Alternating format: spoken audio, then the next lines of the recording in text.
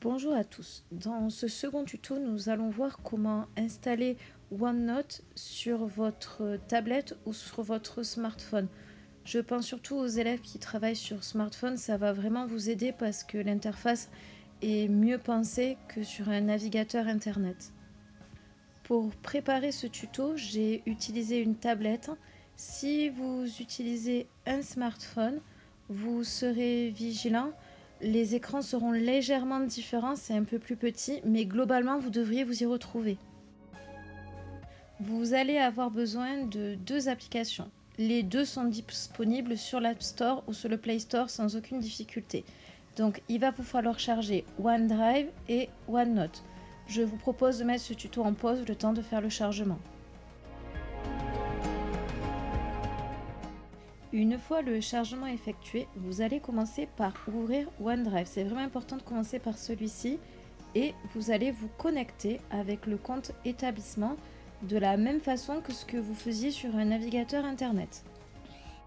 Vous rentrerez votre nom d'utilisateur qui se termine par @msoj23.fr puis votre mot de passe. Lorsque vous serez connecté, vous appuierez en bas sur Partager, comme indiqué à l'écran. Regardez bien. Vous allez ainsi retrouver tous les blocs-notes que vos enseignants ont créés pour vous. Et vous aurez juste à appuyer dessus pour les ouvrir. Donc ici, par exemple, je vais ouvrir le bloc-notes de 5e C de mathématiques.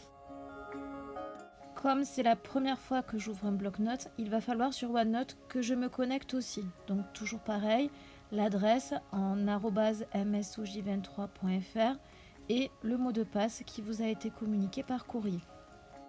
Une fois ces connexions faites, c'est terminé, vous n'aurez plus à le refaire. OneDrive restera connecté à votre compte et OneNote aussi. Alors si vous avez des frères et sœurs et que vous travaillez sur la même tablette, il faudra regarder pour ajouter les deux comptes. Si vous avez des difficultés, je vous encourage à envoyer un mail parce que c'est un cas assez particulier. Donc une fois ce mot de passe rentré, le bloc-notes va s'ouvrir. Alors parfois le chargement est un peu difficile. Ce que j'ai fait ici, j'ai appuyé sur la petite flèche en haut à gauche en dessous de la loupe. Cette flèche est très utile, elle permet de voir les blocs-notes qui sont ouverts, mais aussi de naviguer à l'intérieur d'un bloc-notes. Donc là j'ai appuyé sur la flèche et je vois que finalement mes blocs-notes sont bien en train de se charger et il y en a même deux d'ouverts. Donc vous en aurez un similaire sauf qu'à la place de prix il y aura votre prénom @ensemble scolaire Jean 23 Pamiers. Donc celui-là en fait est comme un cahier de brouillon. Si vous écrivez dedans, c'est que pour vous, l'enseignant ne le voit pas. Et en dessous, il y a le bloc-notes de 5e C.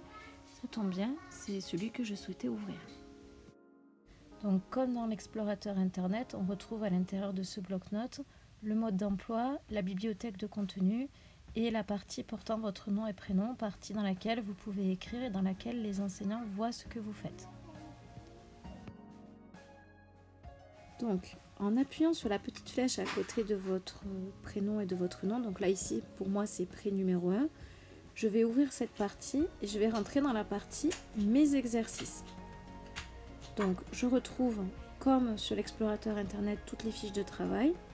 Donc je vais ouvrir celle qui est à faire pour aujourd'hui, c'est-à-dire la fiche de travail numéro 7 et je vais vous montrer rapidement comment la compléter.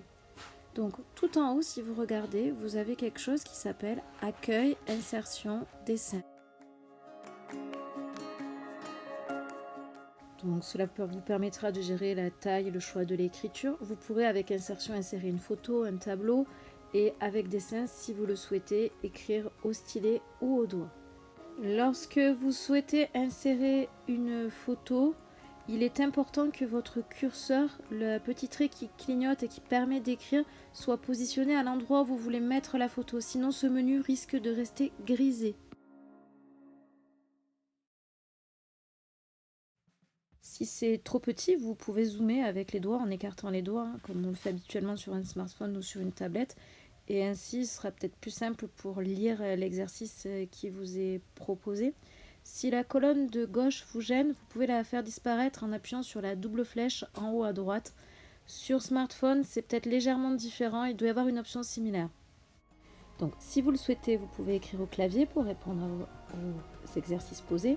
Mais si vous travaillez sur smartphone, ce que je vous conseille, c'est de faire votre exercice sur votre cahier et ensuite donc, de positionner le curseur, comme on a expliqué tout à l'heure, et d'appuyer sur Insertion, appareil photo, et puis de prendre votre travail en photo. Je vous demande d'être vigilant lorsque vous prenez votre travail en photo. Mettez bien le smartphone ou la tablette parallèle à votre cahier et essayez de cadrer au mieux la photo. Pensez que les enseignants vont devoir lire ce que vous avez écrit. Donc il faut que la photo soit d'une qualité suffisante.